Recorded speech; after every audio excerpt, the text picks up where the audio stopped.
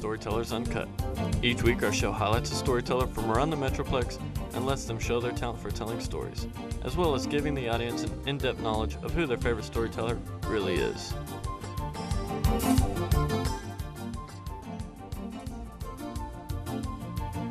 Hello, I'm BJ Scott, and welcome to Storytellers Uncut. Today I have a very special treat for y'all. Our storyteller today has traveled all over the United States focusing on her little audience from 1st to 5th graders. She performs a full variety of stories, from stories of struggles, tall tales, and Aesop fables. She can also be seen on a regular basis as the host of ICTN's Art and Entertainment show, About Town, and Profiles interview show. Without any further delay, Miss Kathy Whiteman. There was once a little boy who wanted to play a game of hide and seek with his father. Every time he'd do this, his father would always say, "My son, I am your father. I will always know where to find you." So the little boy wanted to find a special place to hide on this day. He looked all over the yard. He thought about hiding under the house, but that was too scary. He was just about to give up when he spotted a peanut right there on the ground. He thought to himself, "If I could hide inside this peanut, my Baba would not find me. Oh, I wish that I could hide inside the peanut." No sooner than he wished it, it was done. He was inside the peanut, and he thought to himself, "My Baba will not find me now, no." The boy didn't know it, but there was a rooster in the yard. The rooster came along and saw that peanut, put his head down, and snapped it up. Well, the rooster didn't know it, but there was a bush cat right at the edge of the bush. The bush cat came sneaking out, and as soon as it got close enough, reached out and snapped it up. The bush cat didn't know there was a hyena hiding right near the house. The bush cat saw the hyena and ran into the bush. But the hyena was faster, and it finally caught up and reached out and snapped it up. Well, then the hyena was thirsty, so it made its way down the long, winding path through the bush to the edge of the water. The hyena didn't know it, but there was a snake in the water. He put his head down, the snake put his head up and snapped it up. Well, that must have been a pretty big snake, a long snake like an anaconda. When a snake like that snaps up a hyena, it's a long snake with a big hump right in the middle. It couldn't move, so it flopped back into the water to wait. Sure enough, the sun had climbed across the sky and was just about to sit down on the other side of the mountain when the man came out of his house. He was a fisherman, so it was time for him to go and pull his net from the water, but first he would find his son. So he strolled to the edge of the yard where the boy usually hid, but his son wasn't there. And the man thought to himself, "Ah, my son has found a new place to hide, the tree." So he strolled over to the other edge of the yard, and he looked in the branches of the tree, but his son wasn't there either. And then the man began to worry. He thought to himself, "My son has grown older and become bolder. Perhaps he thought to go and hide in the bush, but the bush is not a safe place for one so young to hide." So he walked down the long winding path through the bush, and he looked for his son, and he looked for his son, but by the time he made it to the water's edge, he hadn't found his boy. And he was so sad. He reached into the water to pull out the net, to pull, and finally it came out, and what do you suppose was in it? It was the snake. He opened up the snake's mouth, stuck his hand way in, and pulled out the hyena. He opened up the hyena's mouth and stuck his hand in and pulled out the bush cat. Opened up the bush cat's mouth, stuck his hand in and pulled out the rooster. Opened up the rooster's mouth, stuck in 2 fingers and pulled out the peanut. Snapped open the shell and out came his son. The man said, "My son, I told you I am your father. I will always know where to find you." But that little boy never tried to hide from his father again. Hi, BJ. Wonderful job. Thank you very much. So, Miss Whiteman, or Kathy, which do you prefer? Please call me Kathy. Kathy.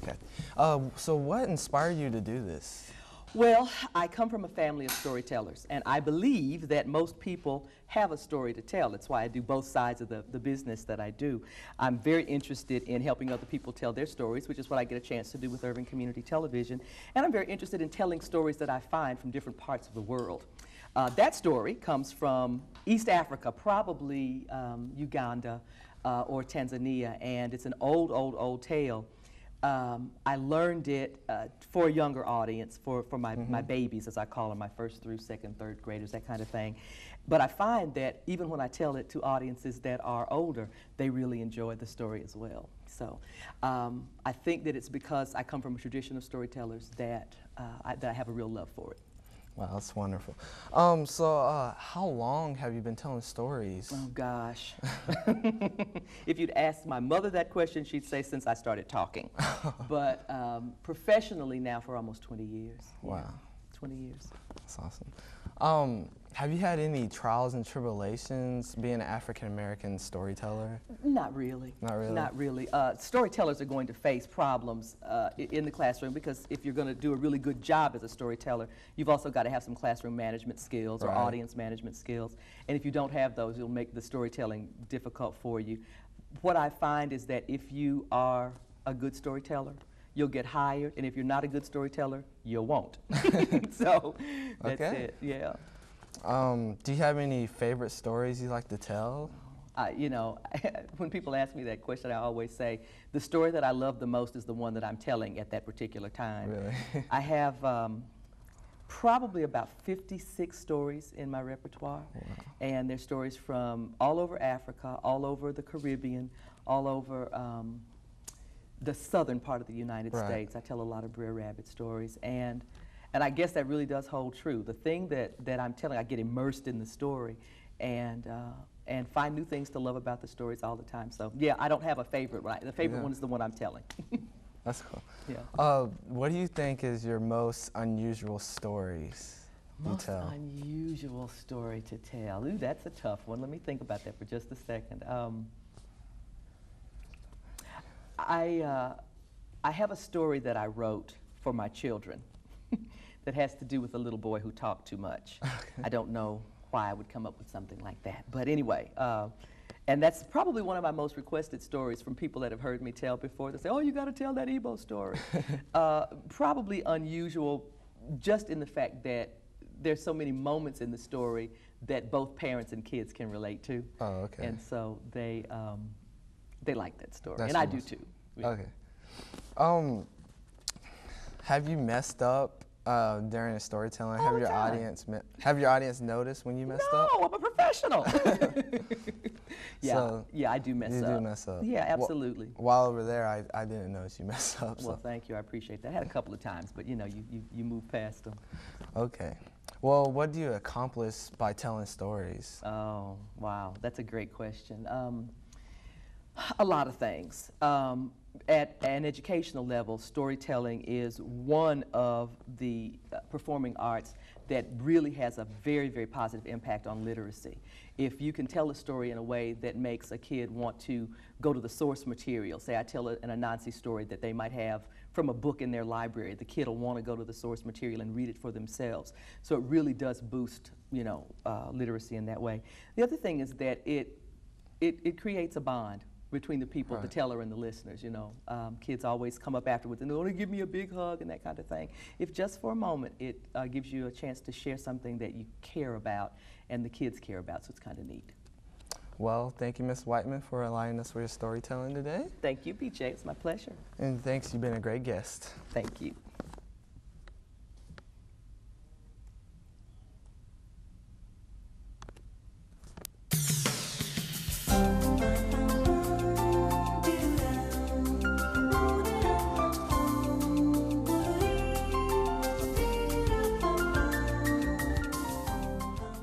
Thank you for tuning into Storytellers Uncut, the show where you get to know storytellers from around the Metroplex. Please be sure to join us next week when our guest will be Stephen King.